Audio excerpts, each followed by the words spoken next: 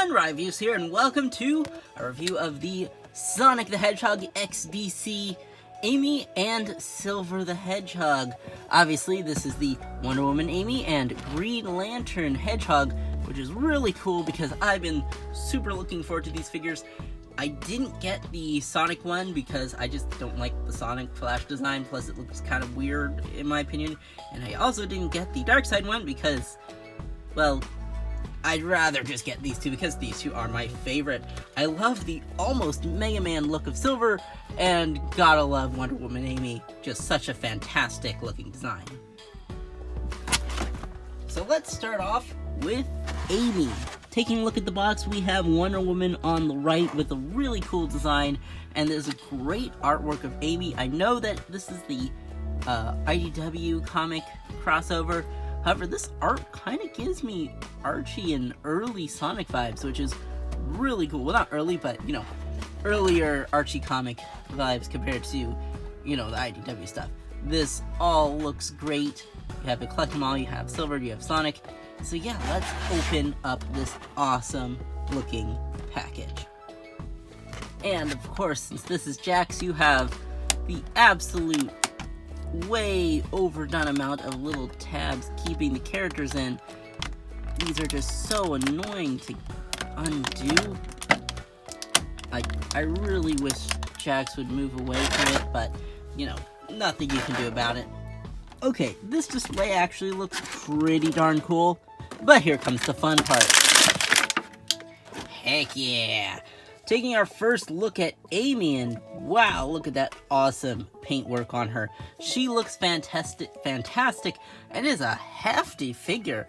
For context, this is about 15 bucks, and she is way more plastic than this much more expensive robot Damashi. She has some serious weight to her. She feels incredibly solid in the hands, and while yes, she does not come with any accessories, which is really unfortunate because, you know, this is Amy, she should come with a hammer at least. I'm pretty sure she used it in the comics, but oh man, she looks awesome. Just the pink is super bright and poppy. The paint is very clean, like, except for like maybe right here doesn't fully reach, but for the most part, this is some uber clean paint and looks really freaking solid. Good job. Good job, Jakks. You have knocked this out of the park. This version of Amy has a ton of posability and a ton of personality. So let's get into that posability. Starting off, you have a, I think, is this a ball joint? Yeah, limited ball joint at the head. Almost full three, no, it's like 180 each way.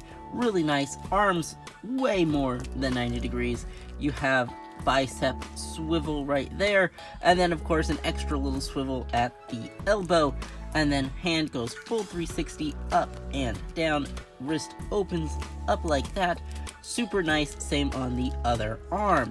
Then you have a nice ball joint at the waist, and then ball joint at each legs, and that gives her a really good spread. This is giving Marvel Legends Spider-Man a run for his money, especially if you stretch it beyond the nice flexible skirt. Yeah, she technically has the, oh boy, well, that was a mistake, but that can just pop right back in.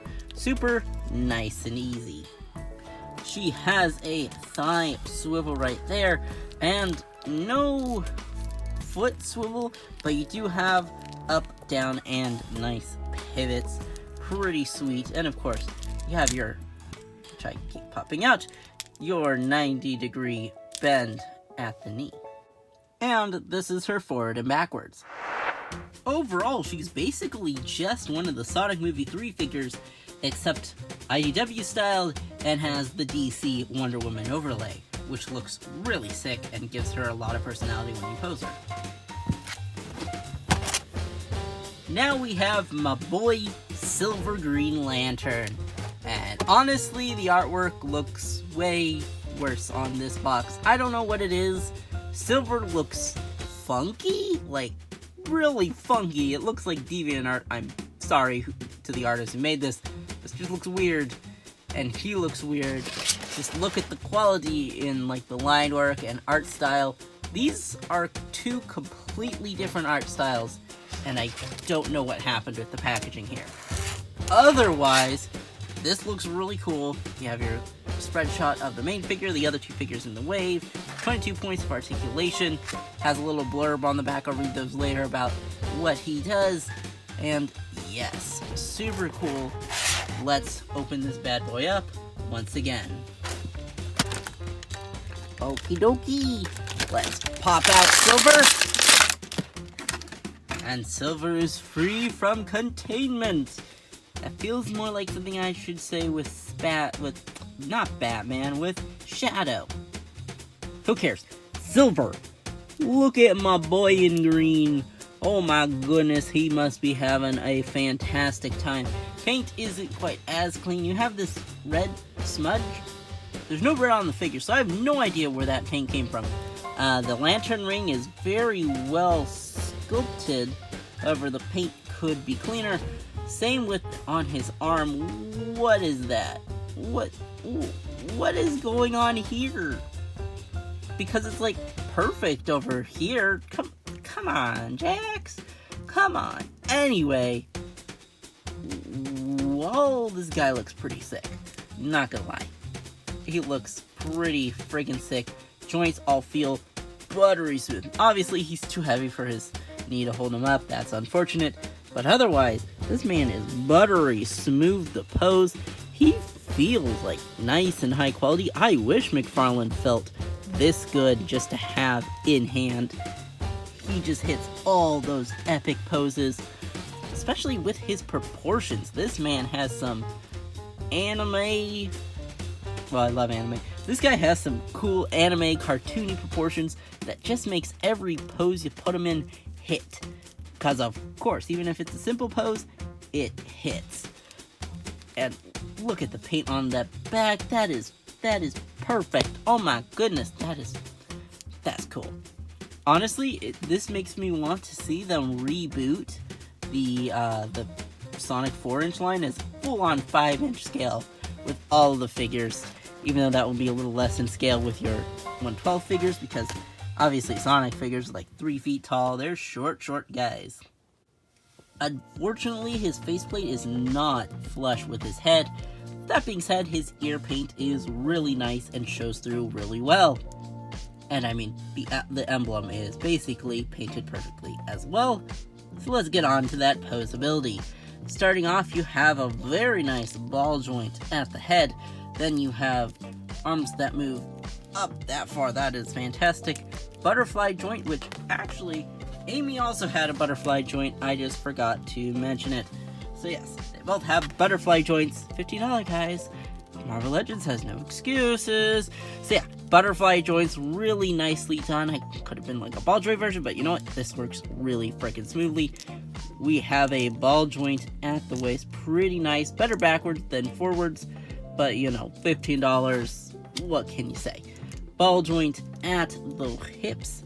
Very nice, moves out that far. Forgot to mention, you know, 90-degree elbow. Wrist moves up, down, fingers open, spins all around. Very sweet. And then no swivel at the feet, unfortunately, at the ankles. But you do get some up, some down, pivot. Very nice with that pivot. And then, of course, you have your thigh cut. Though it does look a little unsightly due to the softer sculpting, but overall, pretty friggin' sweet. I got these two at Target, and if you want to find them, here is the UPC code. So this is for Amy, and this is for Silver. So basically, scan these two codes if you want to get your employee, the Target employee, to check if they have it in stock or when they will have it in stock. Target employees are usually very helpful and very kind. Size comparison time. Here we have them next to the Jakks Pacific Blaze and the Jakks Pacific Super Silver. Honestly, after how meh a lot of this sculpt was, this Green Lantern Silver is a massive apology and a massive step up in quality and just, oh my gosh, they did my boy so good. Here we have a Marvel Legends Secret Wars Iron Man, and the Jakks Pacific Sonic the Movie 3, Sonic the Hedgehog. As you can see, they're basically in the same scale, though Amy is a bit shorter. If I remember correctly, Amy and Sonic should be the same height.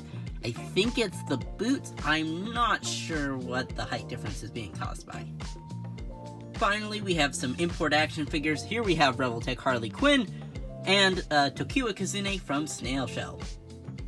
Overall, these are two of my favorite Jakks Pacific figures. They're incredibly fun to pose, have fantastic designs, and as a DC fan, this guy could totally be a canon Green Lantern Corps member, and that I think is something that's awesome.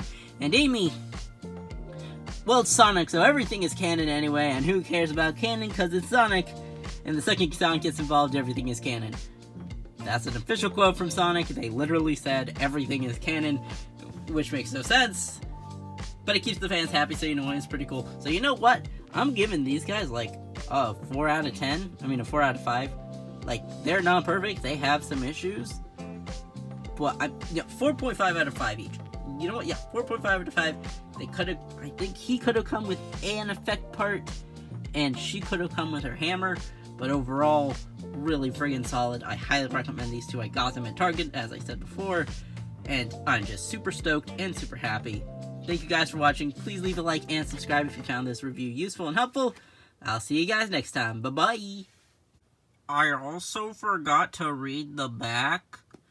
In the heat of battle, Sonic the Hedgehog and his friends are blasted across dimensions into the world of the Justice League. While the DC superheroes fight to save the multiverse, Sonic and friends don their costumes in an attempt to maintain order in an unfamiliar world. Which is the same thing as on Amy's package, because it doesn't tell us anything about the characters themselves.